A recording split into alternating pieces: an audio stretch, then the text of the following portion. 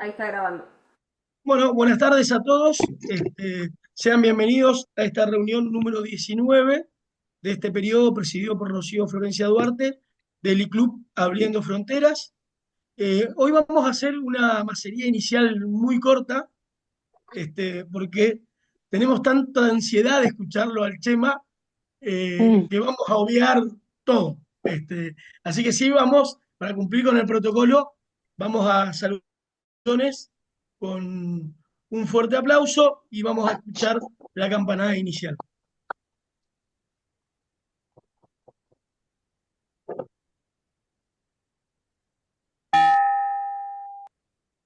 Bueno, ahora sí, quiero comentarles que si bien nuestra reunión ordinaria es todos los jueves a las 17 horas de los que estamos en Argentina, creo que nosotros tenemos un socio que está en España también, creo que son las 21 horas por allá, tenemos una socia en Brasil también, como nuestra modalidad también es eClub, así que vamos hoy a tener un invitado y le vamos a dar unos minutos iniciales a nuestra presidenta Rocío Florencia Duarte para que nos dé unas palabras de bienvenida. Y Hola, quería ¿cómo decir están? también, Ah, perdón. bien, no, y quería decir también que la reunión de hoy es conjunta con la gente también del iClub del Mediterráneo, que lo veo conectado ahí al presidente Esteban Tejedor. Así que bueno, Rocío, si querés darnos unas palabras y después si podemos arrancar con la charla. Hola, ¿cómo van? Bueno, la verdad que un gusto poder ver a todos ahí conectados y cuando Chema me escribió para ver si podíamos hacer esta charla, obvio que no dudamos en poder hacerlo y ya los dejo con él para poder empezar con esto. Bueno, y la verdad Hola, que, buenas noches. sí, Esteban, ¿Cómo estás? bueno, Esteban, Quería, sí, sí, quería saludaros. Estoy conduciendo, entonces no puedo hablar mucho, pero bueno, eh, obviamente, bueno, es un placer estar aquí y bueno, a ver qué nos cuenta Chema. Seguro que es muy interesante. Entonces, bueno, Chema, adelante. bueno, muchas gracias, Esteban. Escuchamos a los dos presidentes de los clubes que hoy estamos organizando esta charla. Y ahora sí, vamos a escucharlo a José Bailén, todos lo conocemos como Chema. Este, haría una introducción de todo, como se dice, de todos los títulos y valores de Chema, pero ya todos lo conocemos, todos estamos ansiosos en los chats para que él haga alguna opinión. Pero bueno, hoy nos va a contar cómo invertir, así que Chema, de ahora en más, la reunión es tuya. Bueno, pues muchas gracias. Voy a ver cómo compartir. Vamos a ver, le da a compartir y ahora le doy a la diapositiva. Vale. ¿Está bien? ¿Todo el mundo lo ve bien? Hay que ampliarlo ahora. Perfecto. Está perfecto, ¿no? Vale. Pues bueno, pues el propósito de esta charla es más o menos, está basada en dos cosas. Primero, bueno, yo soy doctor en economía y además tengo una experiencia como inversor ya pues de bastantes años, ¿no? Yo empecé a invertir cuando tenía 25 años y hace ya más de 30 años que estoy invirtiendo, ¿no? Entonces tengo una experiencia bastante grande como inversor y también tengo el conocimiento teórico que me da el haber estudiado economía, el haber hecho un doctorado, en fin, este tipo de cosas, pues te ayuda a comprender bien cómo funciona el mundo de la inversión, la bolsa y todo lo demás, ¿no? Entonces, con todo esto, creo que estoy relativamente cualificado aunque nadie, por supuesto, nadie sabe lo que pasa, lo que puede pasar en el futuro, ¿no? Pero el conocimiento, pues, por lo menos sí que creo que puedo compartir con vosotros, ¿no? Entonces, la idea es dónde invertir tu dinero para vivir bien de rentas. Entonces, este sueño de vivir bien de rentas es lo que se llama independencia financiera o libertad financiera, que es vivir bien de renta, que significa que no necesitas tener que ir a trabajar para poder vivir bien. Esa es la clave, ¿no? Es decir, que te liberas de la esclavitud del trabajo. Ya puedes vivir relativamente bien con unas rentas que te generan tus inversiones, ¿no? Entonces, yo voy a comentar un poco qué tipo de inversiones nos pueden dar las rentas que necesitamos para alcanzar ese objetivo de una buena vida sin necesidad de tener que trabajar. Entonces, lo primero, he puesto un artículo, lo que pasa es que el enlace no me sale, un artículo para que veamos que realmente que vivir bien, lo que decimos vivir bien, no es tan complicado. Es decir, aquí aparece un artículo de un americano que aprovechando el que normalmente va, este señor al año hace 300 días de crucero, de los 365 días del año, hace 300 días está en un crucero, ¿no?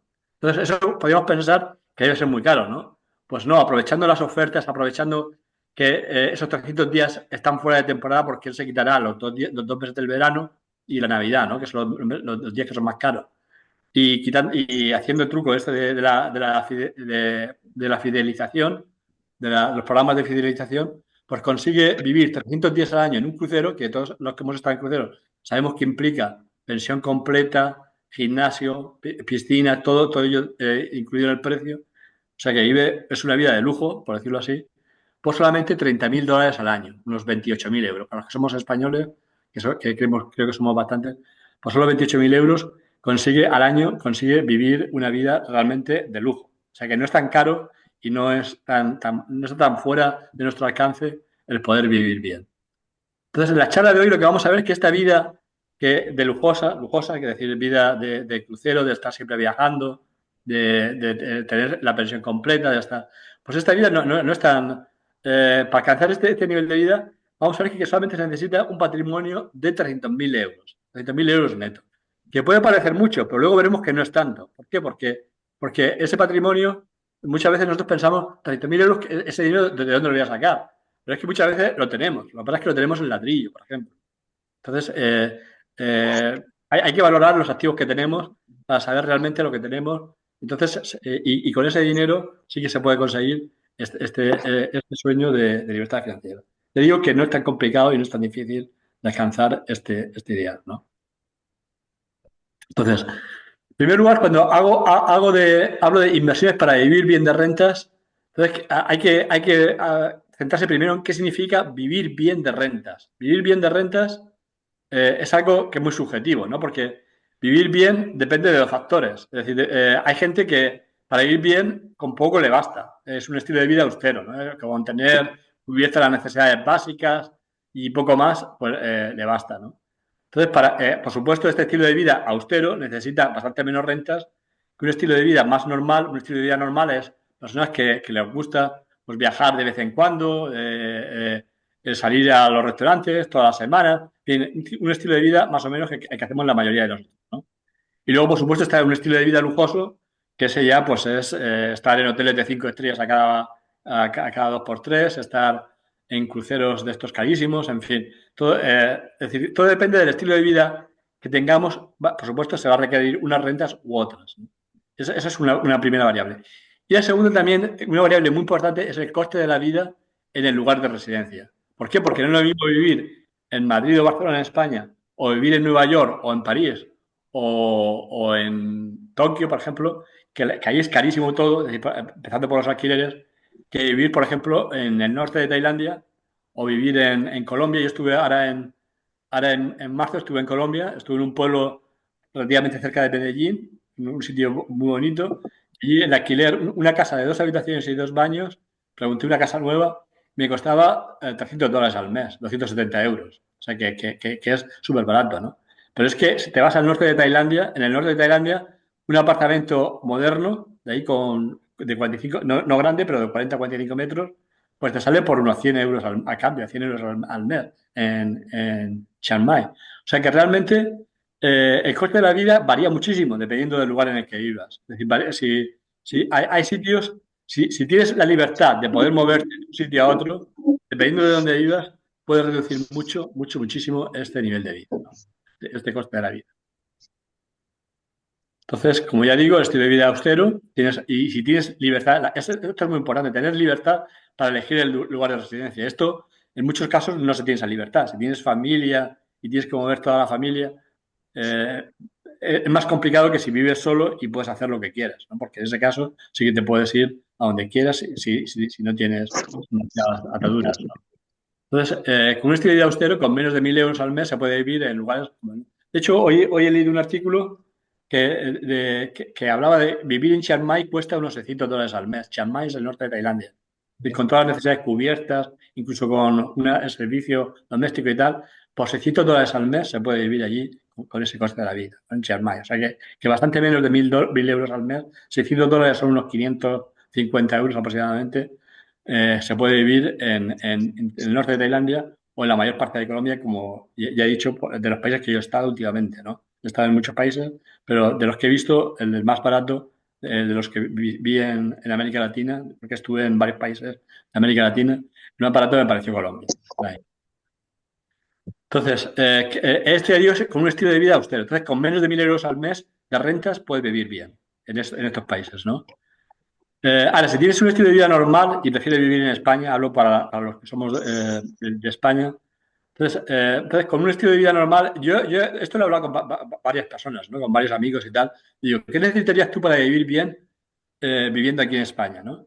Entonces, la mayoría de ellos pues me dicen, por el torno, con 3.000 euros al mes yo me conformo. Así que por eso tienes 3.000 euros al mes, son unos 100 euros al día, que quitando impuestos te salen unos 80 euros al día aproximadamente. Con 80 euros pues tienes para irte a un restaurante un par de veces a la semana, tienes en fin, para hacer viajes no demasiado lujosos, pero en fin, que te alcanza para vivir relativamente bien, ¿no? Entonces, en ese estilo de vida normal, el estilo de vida normal necesitas como mínimo 3.000 euros al mes y por tanto necesitas unas rentas más altas, necesitas también un ahorro más alto. Entonces, estos son dos ejemplos de estilos de vida que tienen en rentas distintas, ¿no? 1.000 euros aproximadamente o menos, un estilo de vida austero, un estilo de vida normal, aquí en España pues será pues, como mínimo 3.000 euros para poder vivir bien. Entonces, estas rentas que estoy hablando son rentas pasivas. Rentas pasivas, ¿por qué? Porque estamos suponiendo que son rentas de inversiones. Son rentas que obtienes sin necesidad que no depende de tu trabajo. Se supone que lo que más... un activo muy importante que todos tenemos es nuestro tiempo.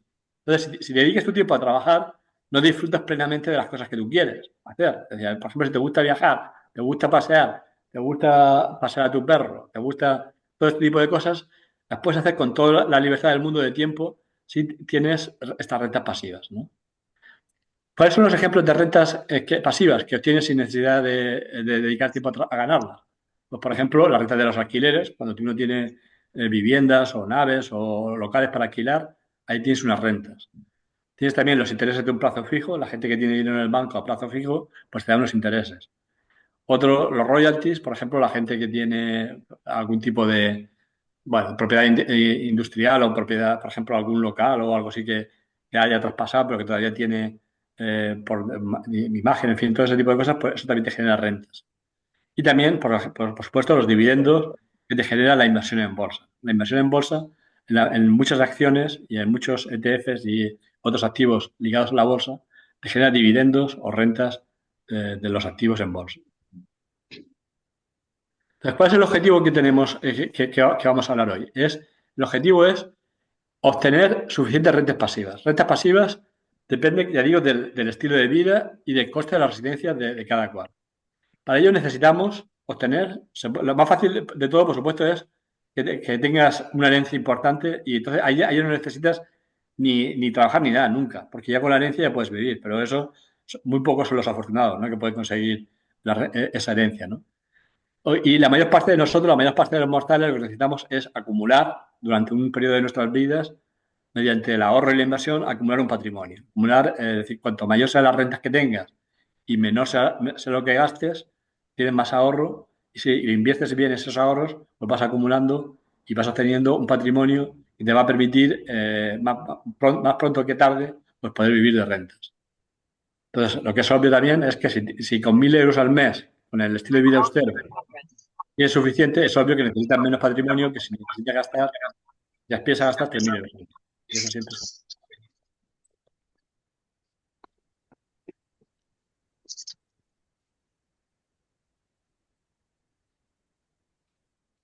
¿Qué inversiones nos dan las rentas deseables? Es decir, se deben de buscar, esto es importante, inversiones con un retorno sostenible. Retorno sostenible quiere decir que mirando la historia de esas inversiones y mirando el tipo de activos en los que invierte, por el pasado y por lo que inviertes, ese tipo de fondos o de activos en los que vamos a invertir, nos puede dar esas rentas que aspiramos. Puede ser 1.000 euros 3.000 euros, o si queremos vivir a tutti play, por decirlo así, con todo el lujo, pues digamos 10.000 euros al mes. Si queremos vivir con todos los lujos, ¿no? Es decir, con todos los lujos, restaurantes caros todos los días, buenos hoteles, hoteles de 5 estrellas, viajes caros, viajes en business o en primera, cada vez que viajas, en fin, todo ese tipo de cosas, pues tiene un coste, ¿no? Entonces, si quieres aspirar a ese nivel de vida, pues por supuesto necesitas un patrimonio más alto, ¿no? Entonces, ¿cuáles son las claves que tienes para obtener este retorno sostenible? Por supuesto, es obtener, primero, la mayor tasa de retorno posible. Es decir, hay varias alternativas de inversión que vamos a ver, pues hay que elegir dentro de ellas la que tenga la mayor tasa de retorno posible y, por supuesto, que esa tasa de retorno sea sostenible en el tiempo, a priori. A priori, lo digo a priori porque siempre nos basamos en lo que ha pasado hasta ahora, pero siempre puede haber una hecatombe y el mundo cambiar y cambiar el mundo y a lo mejor lo que antes ha estado rindiendo bastante dinero, bastante durante mucho tiempo, pues podría ya dejar de darlo, ¿no? Por eso es importante diversificar, ¿no? Porque de manera que si algo falla, lo que es casi imposible es que falle todo, ¿no? Entonces hay que, aparte de que sea sostenible cada cosa en la que invertimos, hay que diversificar bien entre los distintos tipos de activos para asegurarnos que esto va a ser sostenible en el tiempo.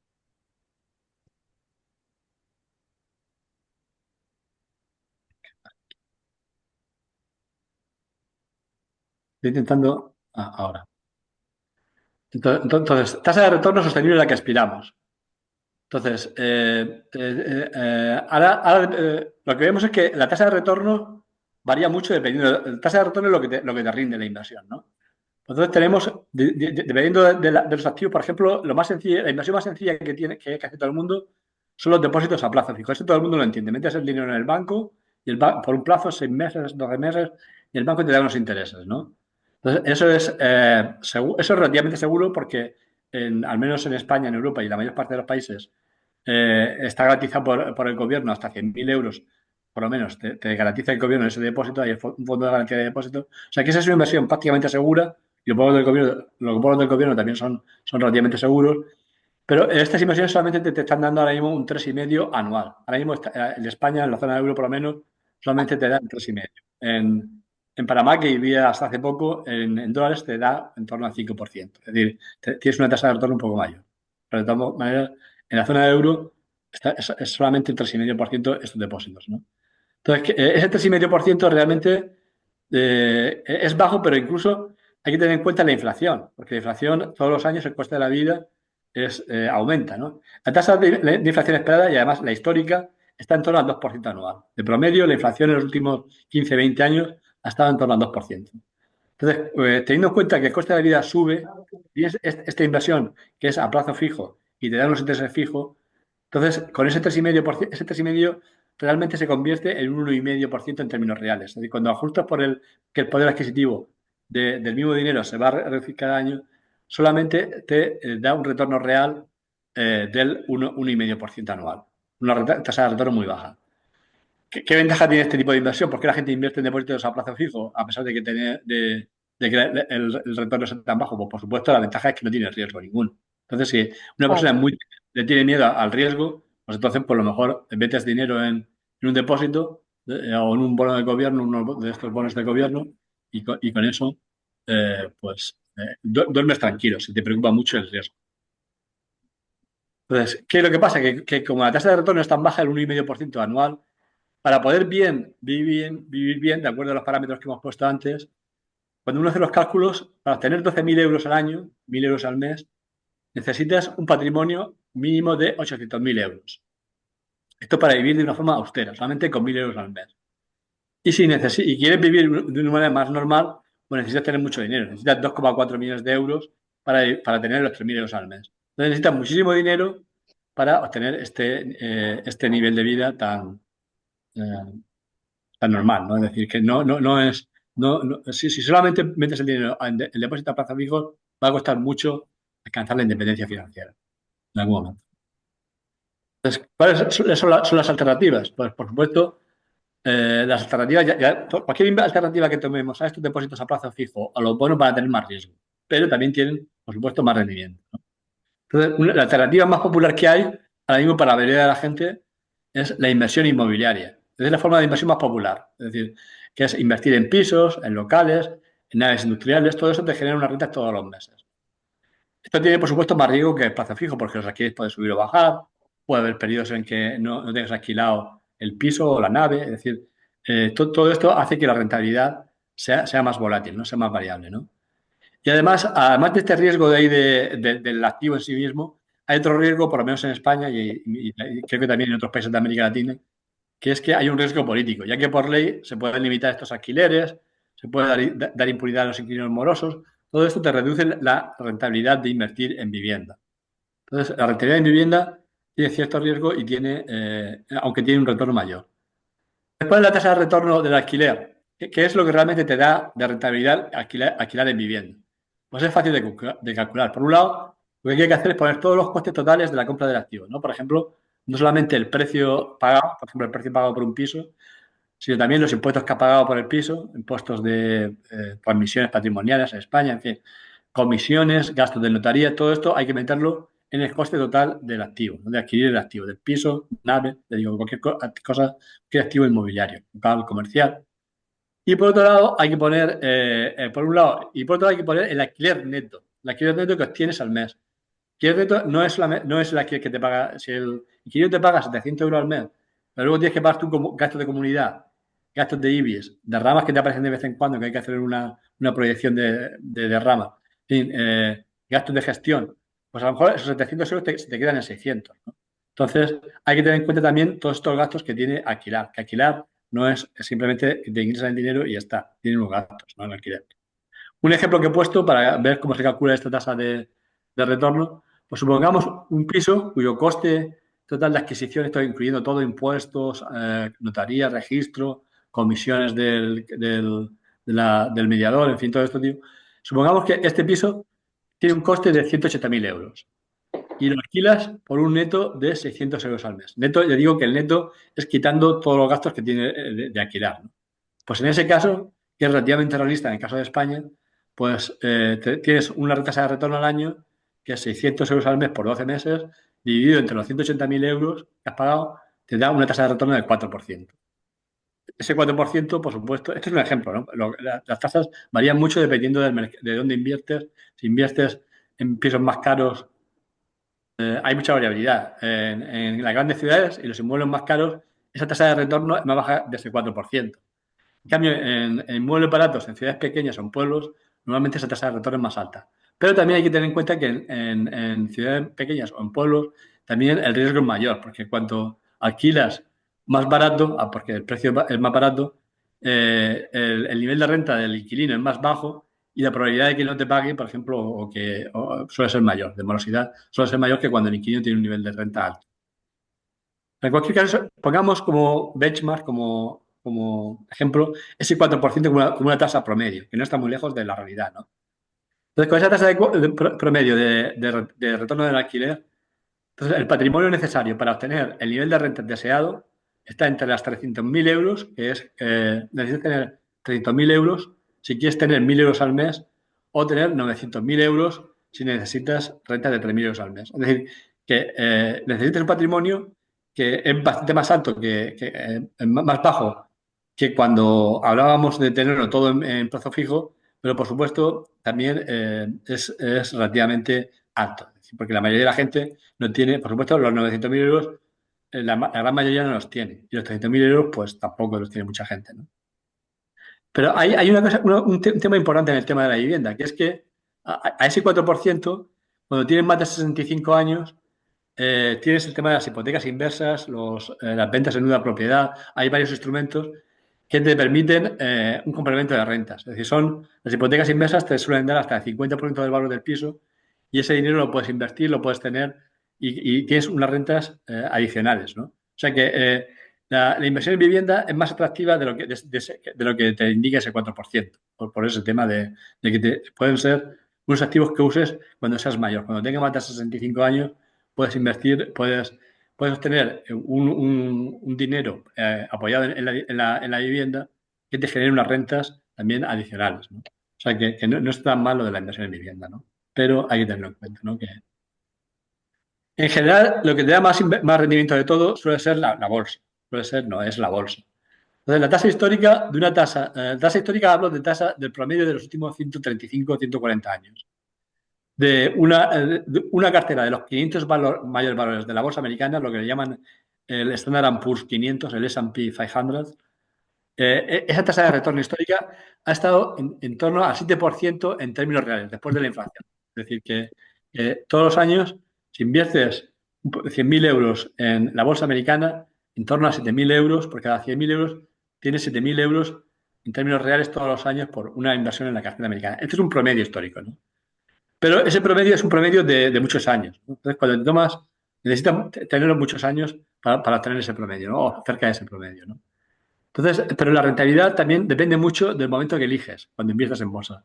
Si lo haces en un momento, lo que te dice la evidencia empírica, lo que te dice los datos, es que si cuando inviertes, cuando te metes en bolsa, imagínate que metes la inversión de 100.000 euros, 200.000, lo que sea, la metes en un momento en el que la bolsa está sobrevalorada. Como, según todos los parámetros ahora mismo, la bolsa americana está sobrevalorada, ¿no? Porque los parámetros de valoración y tal. Entonces, si la metes en un momento de sobrevaloración, eso significa que la tasa de retorno esperada es más baja. No va a ser ese 7%, probablemente sea un 3-4% en promedio, en los próximos. Entonces, en estos momentos de sobrevaloración hay que tener en cuenta y hay que tratar de invertir, de evitar, por ejemplo, mercados como el americano que está sobrevalorado. Pero se puede invertir otros mercados, que es el americano, por ejemplo, a mí me gusta mucho el mercado inglés. Se puede invertir en el mercado inglés, que es el más atractivo de Europa, que además el mercado inglés no te retienen por dividendos, no pagas impuestos por los dividendos, en fin. O puedes invertir en puestos de las empresas grandes de la bolsa americana.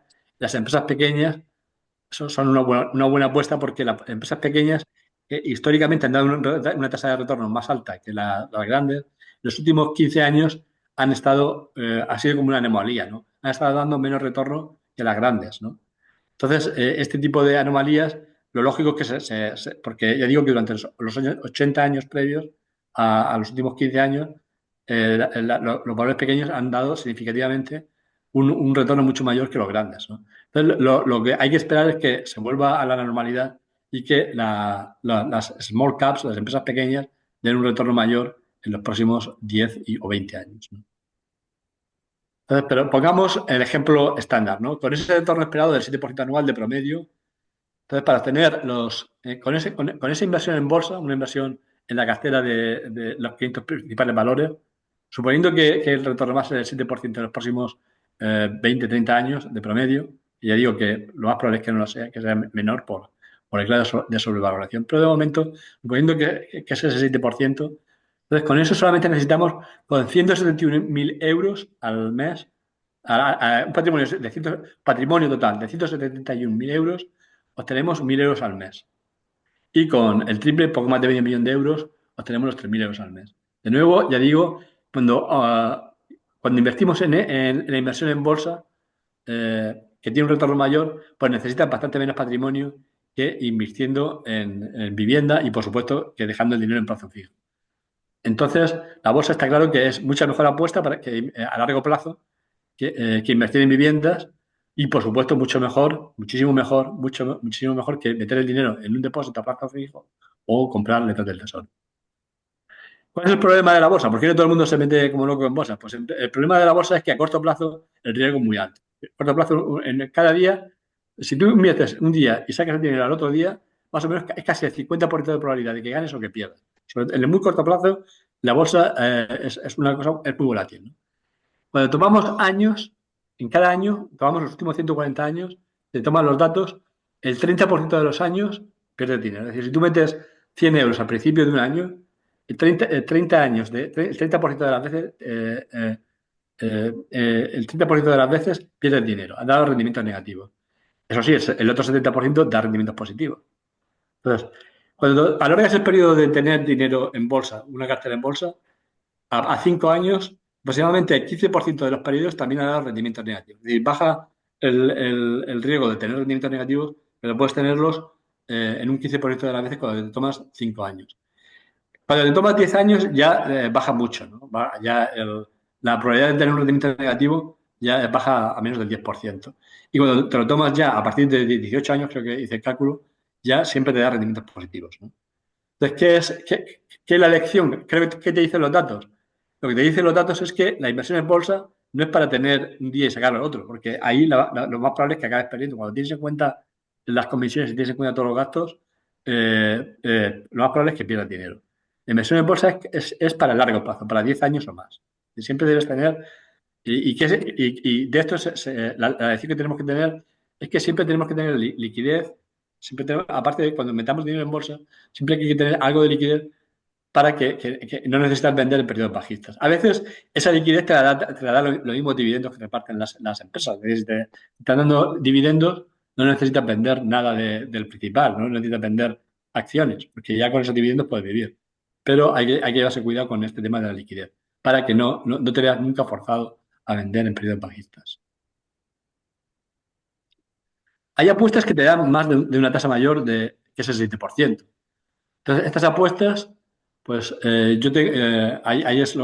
voy a lo que yo tengo más o menos invertido.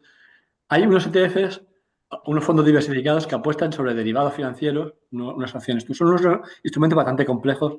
Los que queráis ver cómo funcionan, porque os aconsejo, porque es un tema muy complejo, necesitaría varias lecciones para poder explicar realmente lo que son las opciones de- de- de los mercados, ¿no? de los índices y de las acciones. Entonces, estos fondos diversificados te generan unas tasas de retorno por encima, en torno al 12% anual. Están generando un 12% anual.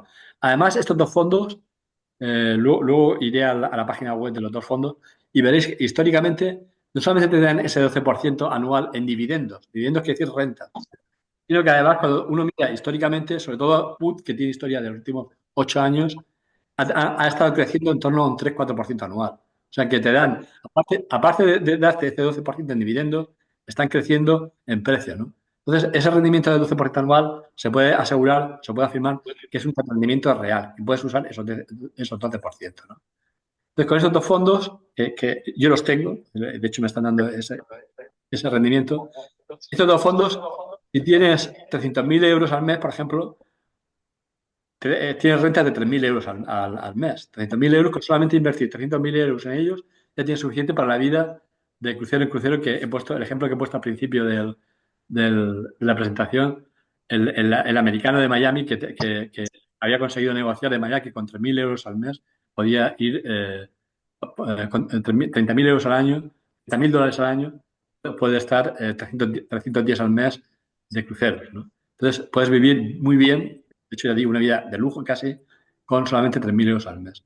Y para tener esos 3.000 euros al mes, con estos ETFs, con solamente tener 300.000 euros invertidos en ellos, obtienes esas rentas, ¿no? Luego, hay otras opciones aparte de esos.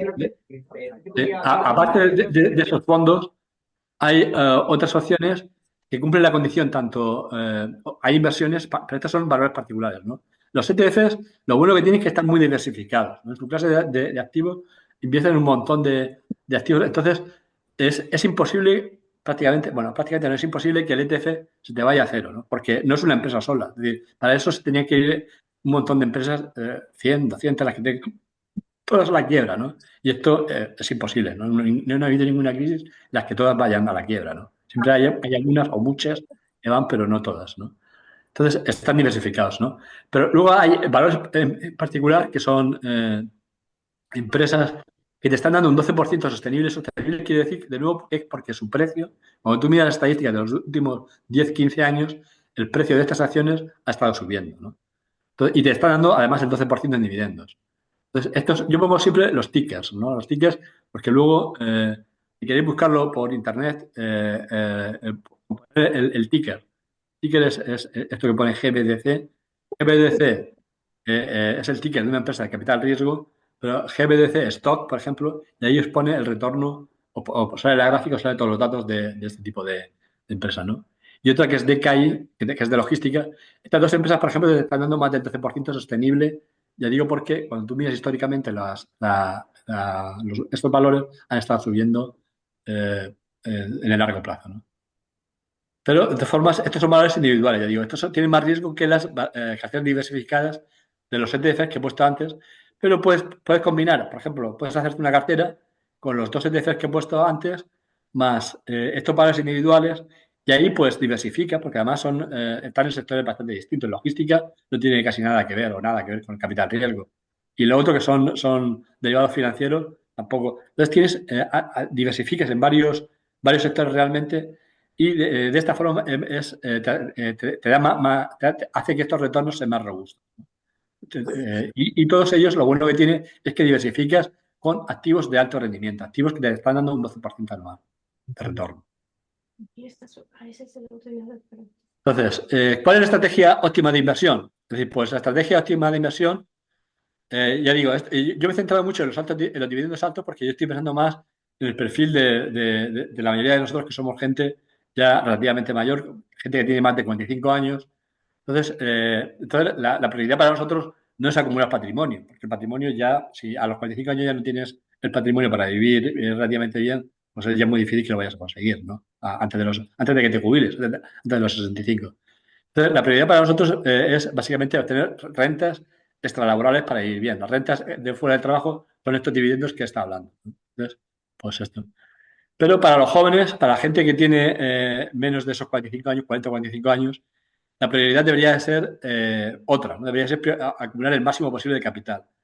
En bolsa, es decir, como se ha conseguido acumular más capital a largo plazo, ha sido invirtiendo en empresas pequeñas. Empresas pequeñas, entiendo, empresas de capitalización de menos de 300 millones de dólares. Esto es importante porque muchas veces los mercados financieros te hablan small caps, pero esas small caps realmente no son smalls, ¿no? Porque incluyen empresas que valen 1.000 millones de dólares, 1.500. Entonces hay que mirar muy bien qué activos son los que son, qué ETFs, que yo aconsejo siempre invertir en ETFs, qué ETFs tienen realmente estos activos de empresas que valen menos de 300 millones de dólares. Y estos son los micro caps. No hay que buscar small caps, sino micro caps. Micro caps, ETFs, ¿no?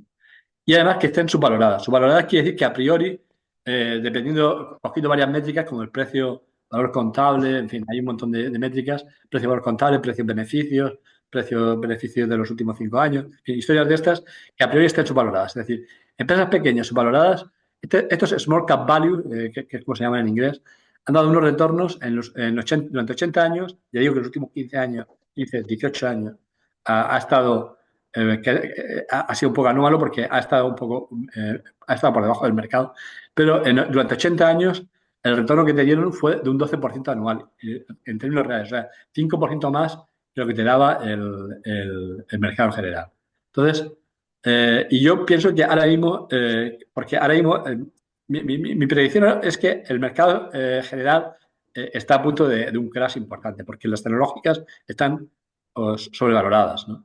Entonces, lo normal es que se vuelva a la media histórica. Yo apuesto porque se va a volver a la media histórica. Entonces, volviendo a la media histórica, estos small cap value stock son los que te dan unos retornos mucho más altos. Entonces, si quieres acumular patrimonio, con un 12% anual quiere decir que cada 6 años doblas el patrimonio. Cada 6 años que metas, lo doblas. En cambio, el 7% significa que necesitas 10 años para doblar el patrimonio. Entonces, es una diferencia importante, ¿no? De invertir en empresas pequeñas a invertir en empresas grandes. ¿Cuál es la conclusión?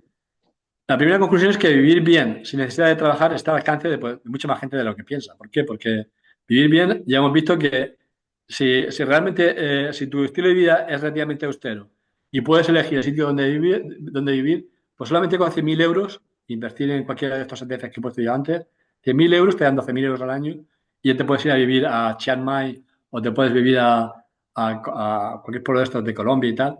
Y ahí puedes vivir relativamente bien, no con lujo, porque lujos no, pero puedes vivir sin necesidad de trabajar. O sea, que solamente necesitas 100.000 euros, no necesitas tanto como se piensa, ¿no? Y si quieres un estilo de vida, ya digo, más normal, pues ya necesitas más patrimonio y ya pues eso ya a gusto de cada uno, ¿no? En cualquier caso, una conclusión importante es que la mayoría de la gente cuando hablo de la libertad financiera, pero ¿de dónde voy a sacar yo 100.000 euros o 300.000 euros?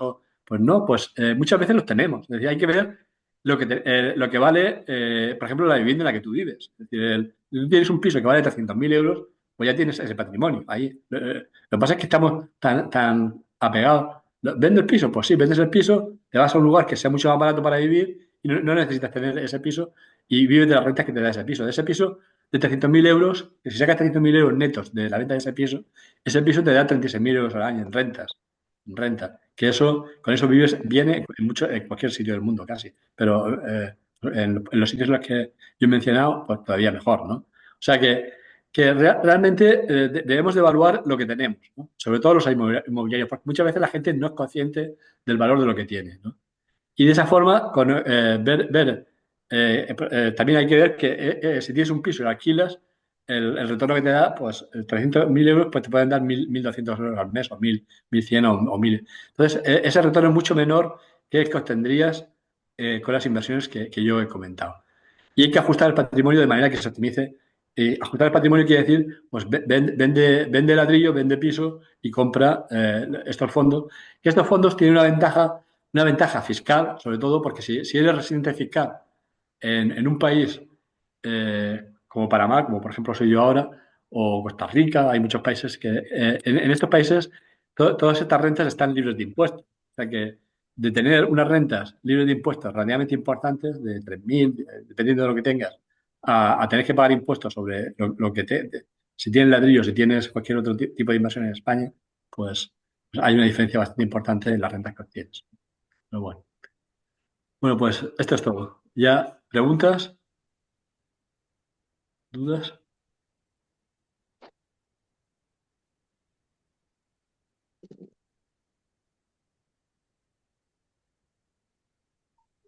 ¿Puedo hacer una pregunta?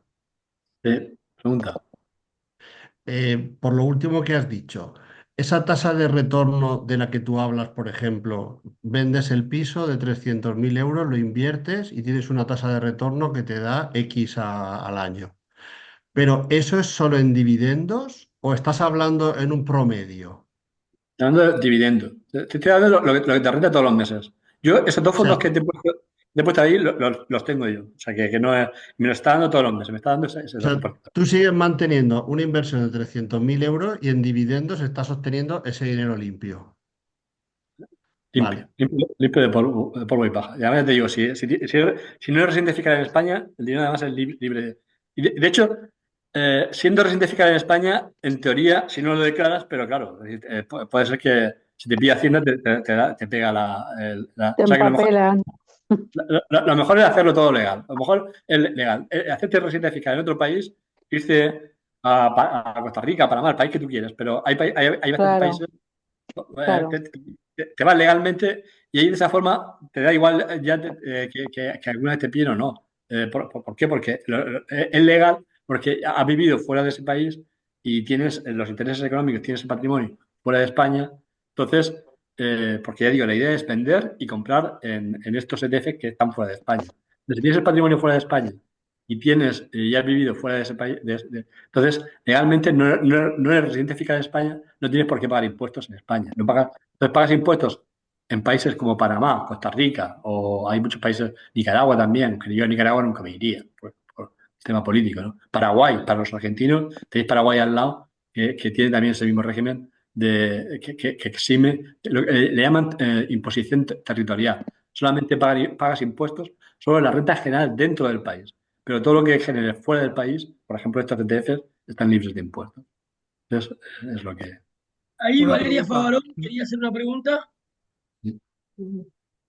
Hola, ¿cómo estás? Buenas tardes.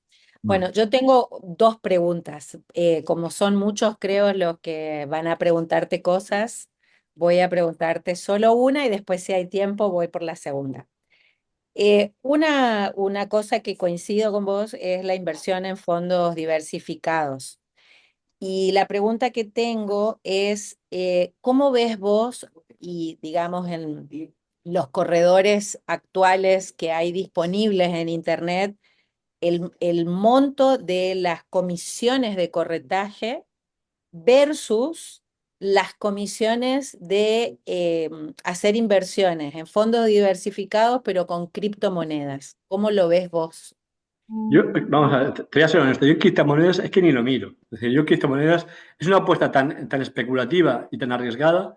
Especulativa porque quizás sea por mi información como economista, para mí un activo vale el valor, es decir, tiene un valor intrínseco, ¿no? Y las criptomonedas no tienen ningún valor intrínseco, porque no sirven ni siquiera ni como monedas, porque casi nadie las usa, y por su volatilidad, por las características Entonces, yo el mercado de las criptomonedas jamás he invertido, jamás invertiré y no le aconsejo a nadie, porque ahora mismo han subido, ¿no? Pero igual se puede probar en cualquier momento y mi apuesta es que en cualquier momento lo hará. ¿Por qué? Porque es pura especulación. Es decir, para mí, ese tipo de mercado. Entonces, yo criptomonedas, yo personalmente jamás invertiría. Yo invertiría en activos sólidos, activos, porque cuando inviertes en bolsa, nunca hay que olvidar que estás invirtiendo en empresas que producen bienes, servicios, que están generando beneficios.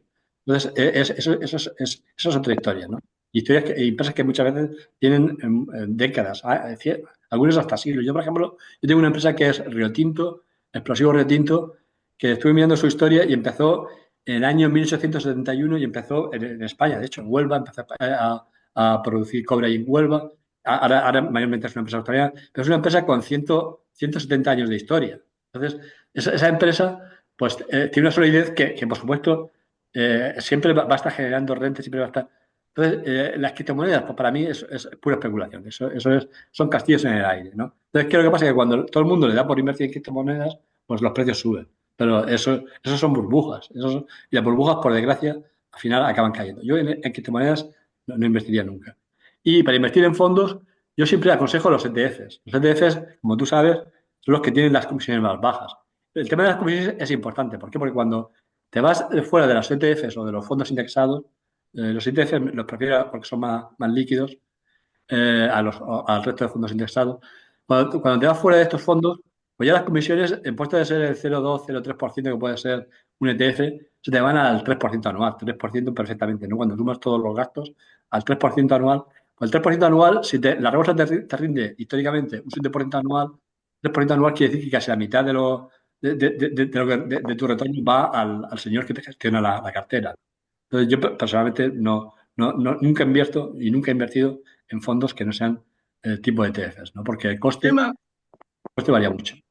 ahora que hablaste de los ETF, Carlos García ahí en el chat dice, ¿cómo sabemos si un ETF está caro o barato para saber cuándo es el momento de comprar y obtener mayor rentabilidad?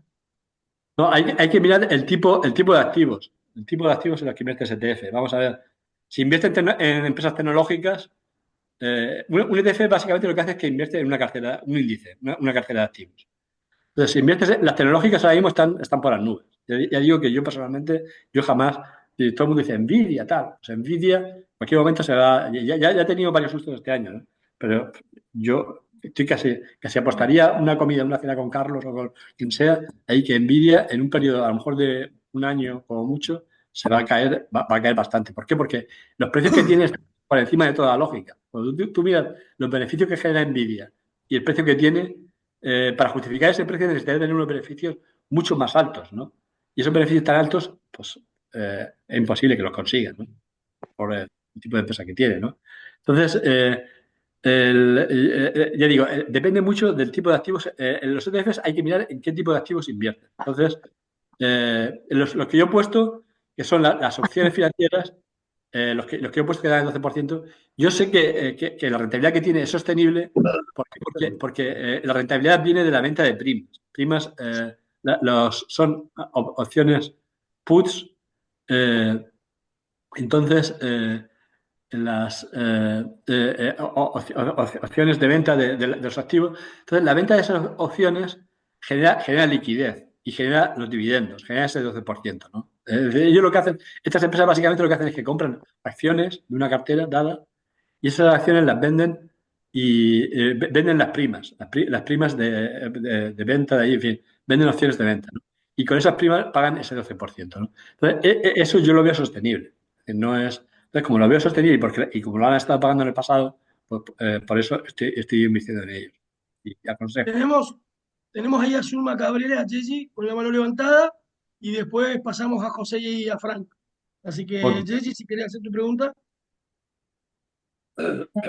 José, más que nada para aclarar un poco, porque me genera esa inquietud, el valor que vos estás hablando de 1.000 o 3.000 euros es por persona, no es por pareja ni por familia, No, es no es por... por persona. También es verdad que si tienes pareja, hay gastos, como todos sabemos, el gasto no son 6.000, es menos. ¿Por qué? Porque un alquiler, el gasto principal que tenemos es alquilar. Pues alquilar para una persona o alquilar para dos es casi lo mismo. El coste Normalmente alquilas y cuando te vas de viaje también, cuando te vas a un hotel, una doble cuesta casi lo mismo que una individual. O sea que realmente no es proporcional, ¿no? A lo mejor si hablo de 3.000 euros por persona, de una persona individual, estoy hablando de 4 o 5.000 euros o 5.000 euros para una pareja. Pero por supuesto, el coste cuando son dos personas es mayor que el de uno.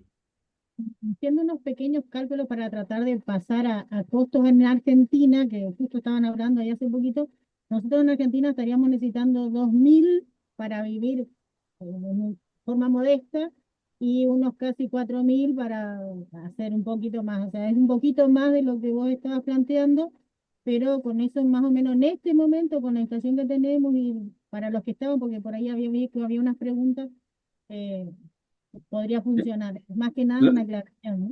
Eso Sí. más de mi parte. $2.000 en Argentina, lo digo, yo estuve en Argentina en diciembre y me pareció relativamente barato. No sé si ahora se ha puesto. Pero yo me acuerdo que era en general es bastante más barato que en España, ¿no? Argentina, en general. Claro, 2.000 en realidad pagando impuestos, pagando un montón de cosas, viviendo acá, $2.000 más o menos para vivir de manera moderada y unos 4.000, 3.500 o 4.000 como para ya tener estar un poco más tranquilo, digamos. Ok. José Carabajal, ¿querés hacer una pregunta? Hola, buenas noches a todos. Chema, Buenas noches. me alegro que la ayuda a Valencia está llegando de manera bastante fluida. Lo que pasa es que comprendo que la distribución puede que no sea lo más perfecta posible, pero afortunadamente creo que las ayudas están llegando por muy distintos conductos, ¿no? Entre otros, lógicamente, por Rotary. Espero que sea pronto restablecido dentro de la tragedia, que sea restablecida la normalidad. Centrándonos en el tema y un poco medio en broma, medio en serio, te diría que por qué no te dedicas a invertir por nosotros a cambio de una pequeña comisión y hacernos rentistas o cruceristas a todos. Es que a mí me lo han propuesto varios, ¿no? Pero es que no me gusta esto, ¿no? ¿Por qué? Porque mientras las cosas vayan bien, todos somos amigos, ¿no? Pero el mercado todos sabemos cómo va, que a veces va bien y a veces va mal. Entonces, si la cosa va mal, pues entonces... y yo no tengo, afortunadamente, no necesito complicarme la vida. Yo con lo que tengo de ahí me sobra para vivir bien. Entonces, como no necesito... Es decir, yo toda esta charla... no tengo ningún interés en ella. Es decir, a mí, de hecho, incluso los ETFs que he comentado, a mí no me dan ninguna comisión. Es decir, yo he comentado porque los tengo y además no va a influir porque son ETFs que tienen miles de millones de dólares en su patrimonio, ¿no? O sea, el que tú mañana vayas y metas ahí 1.000.000 de euros, que yo sé que los tienes ahí en esos ETFs, no va a variar el precio del ETF. Pero Pero... a ti la media te va bien y con eso nos conformaríamos. Bueno, bueno. Bueno, Blanco, Buenas tardes, Ángel Blanco del eClub Canada One. José María, hay una cosa que mencionaste y es de fijar la residencia en un país como Panamá o Costa Rica o incluso Irlanda, que tenga unos impuestos un poco más bajos para evitar el hachazo. Pero sin embargo, por ejemplo, y centrándonos en España, ¿no te aplicarían el impuesto de no residentes? En España, vamos a ver, en España a mí me aplican, lo digo porque yo ya soy residente fiscal en Panamá. Yo he vivido este año, he vivido 8 meses en Panamá y he constituido una empresa allí y tal. O sea, por un montón de razones. Entonces, en España me aplican, sobre todo lo que tenga en España de rentas, me aplican el 19%. No, el 15% creo que era. Vale. No, 19% de ahí.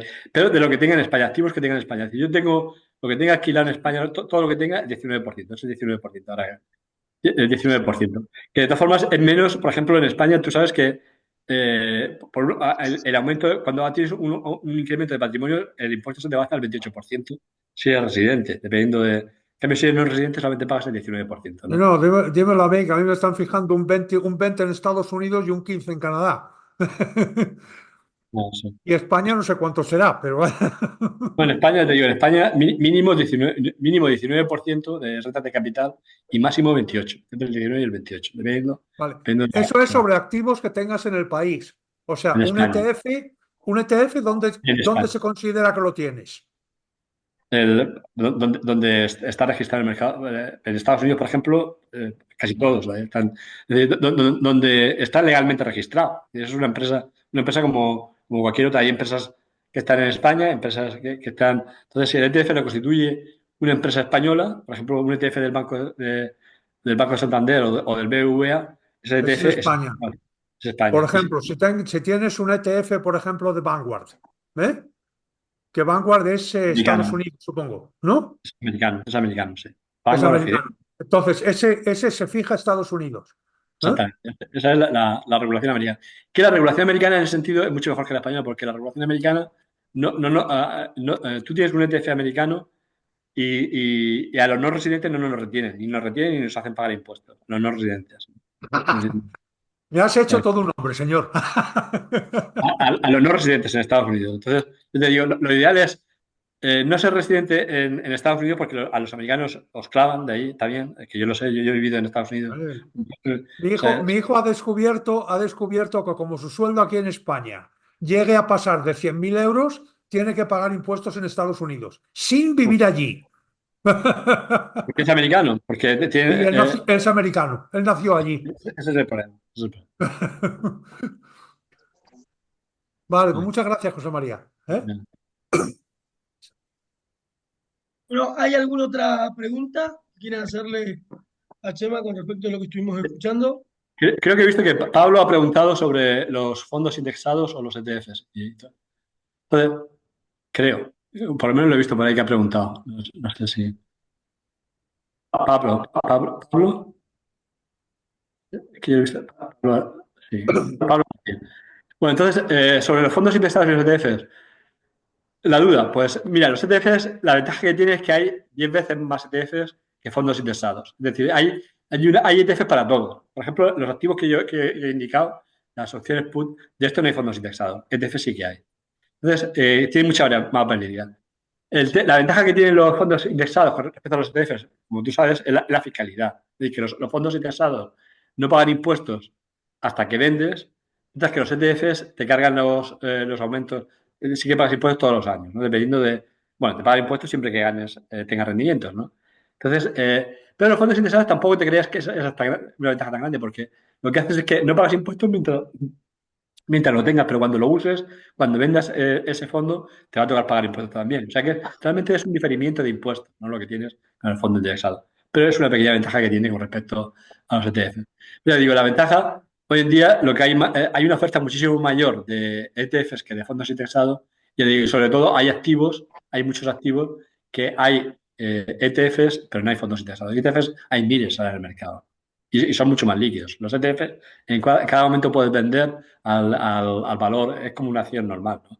Al valor que esté, a cada momento puedes vender, ¿no? En los fondos indexados solamente vendes al precio del final del día. Entonces, en ese sentido te da también una pequeña ventaja el ETF. Por ahí, Bella María Carballo pregunta, ¿qué opinas de las apps de bolsa? Las apps de bolsa, ¿qué es? No entiendo muy bien. ¿Qué es? Las aplicaciones de los móviles para invertir. Que aquí estos días atrás, por lo visto, en un programa de televisión, Bisbal dijo que él vivía de unas aplicaciones para invertir y que solo metiendo el dinero en esa aplicación ya él se multiplicaba solamente. Y por A lo mí, visto se ha armado bastante polémica con eso. A Y mí no, eso me suena a bullshit, ¿no? Como dicen los americanos, bullshit, ¿no? Es decir, ninguna de estas apps sustituye el hecho de que tengas que hacer el trabajo por ti. Digo, vamos a ver, si todo el mundo se hiciese inmensamente rico con esas apps, todo el mundo las usaría, ¿no? Y la gran mayoría de las inversores profesionales, inmensa mayoría, ninguno invierte a través de apps, ¿no? Lo que tienes que hacer es análisis, es decir, ¿cuál es tu objetivo? ¿Cuáles son tus objetivos de renta? ¿Cuánto riesgo estás dispuesto a asumir? Si estás dispuesto a asumir mucho o poco. Entonces, dependiendo del riesgo que estés dispuesto a asumir, el retorno que busques y ver el análisis de en qué tipo de activos estás invirtiendo.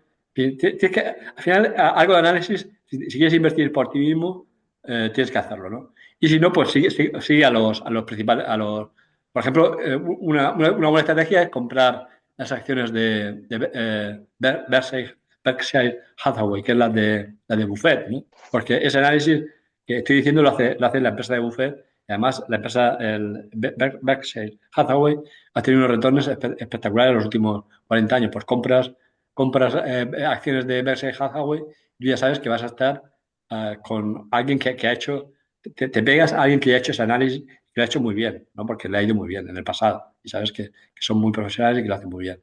Entonces, te digo, el intentar hacerlo por ti mismo, salvo si tienes algunos conocimientos, mejor no hacerlo. O comprar, te digo, comprar ETFs, comprar diversificado.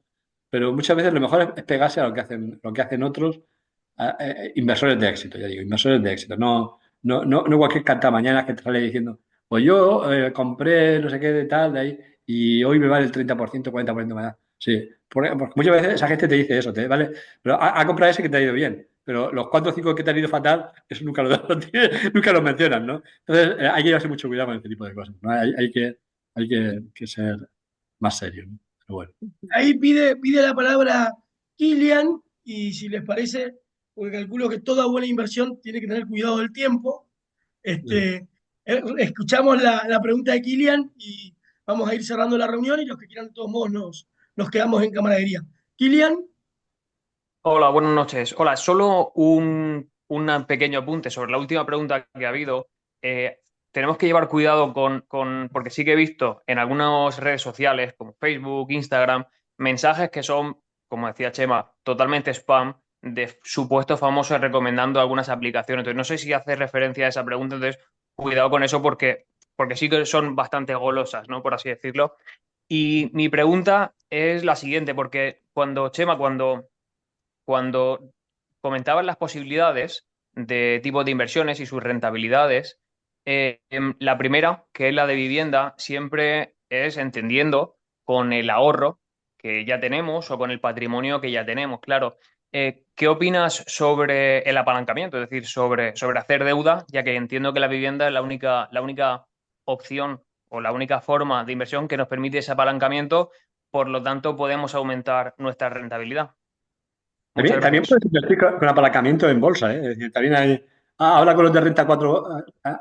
En España, por ejemplo, está Renta 4 Banco. Estoy hablando con un compañero rotario de Granada, ahí y se puede pedir prestado. Eso sí, por supuesto, lo que te dan, no te dan ni siquiera, no sé si te dan el 30-40%, pero te pueden dar prestado para comprar, ¿no? Y muchas veces con otros activos, ¿no? Pero no. El apalancamiento está bien si los precios suben.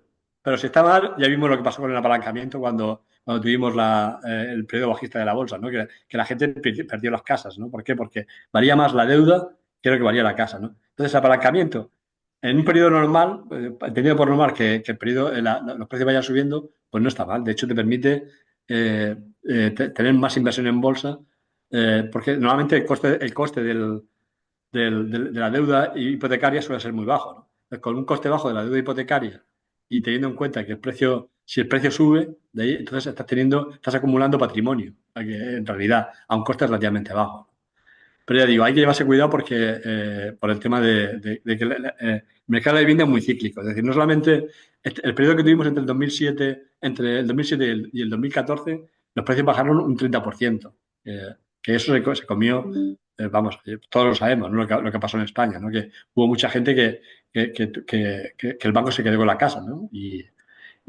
Pero no solamente ese periodo, también si miras la estadística histórica, el mercado de la vivienda entre el 92 y el 97 bajaron los precios también. O sea, bajaron un 20%. Lo que pasa es que en aquella época, como había más inflación, yo hablo siempre en términos reales, después de inflación, como había más inflación, se notó menos. Pero el caso es que los precios bajaron, ¿no? En términos reales, ¿no? Entonces hay que llevarse cuidado con el tema del apalancamiento. Pero bueno, es decir, puede ser una estrategia, pero ya te digo, es decir, la estrategia, y más en España, porque en España, en Estados Unidos, por ejemplo, lo bueno que tienen los americanos es que en el mercado americano, si tú dejas de pagar, si la deuda es más de lo que vale tu casa, tú dejas de pagar la casa y ya está, ya te libera. Pero en España no, tú ya sabes que en España siempre el responsable eres tú de la deuda. Es decir, que si dejas de pagar la casa, aunque el banco se quede con la casa y la venda, si lo que consigue es menos de la deuda, tú eres responsable por el resto del dinero, ¿no? que le queda. O sea, que te puedes encontrar en una situación bastante complicada, ¿no? Entonces, hay que darse mucho cuidado del momento del ciclo en el que inviertes. Que ahora mismo es relativamente bueno, ¿no? Pero de aquí a 4 o 5 años nadie sabe lo que puede pasar. Bueno, Chema, muchísimas gracias. La verdad que espectacular. Voy a darle entonces las últimas palabras a Rocío Florencia Duarte, nuestra presidente. Así cerramos la parte protocolar y después quedamos todos en camaradería si quieren seguir compartiendo y charlando un poquito. Rocío. Bueno, muchas gracias a todos los que se conectaron hoy. Chema, mil gracias por la charla y espero que pronto podamos volver a concretar una nueva visita a nuestro iClub. Muchas gracias a vosotros por la oportunidad de esta charla. Y bueno, entonces ahora sí, compartimos nuevamente banderas y martillo para dar el cierre formal de la reunión de hoy. Muchas gracias.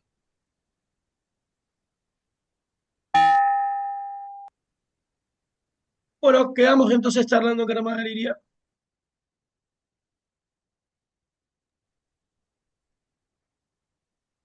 Perdón, Alfredo Blanco, que te reconocí tarde.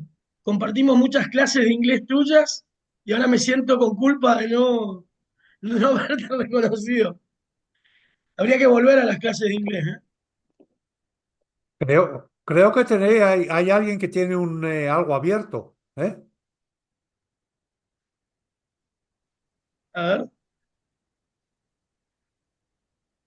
Así que bueno.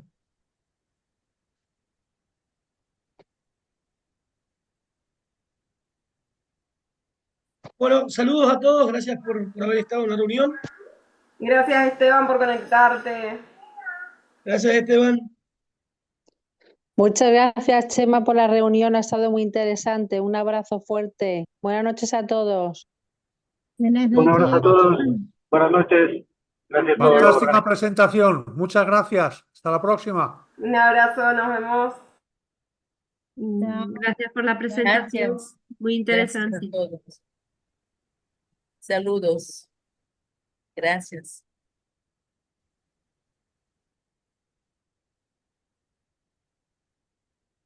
Muy interesante. Sí, la verdad que sí. Gracias a todos, nos vemos en la próxima. Chao, nos vemos, Claudia. Un gusto.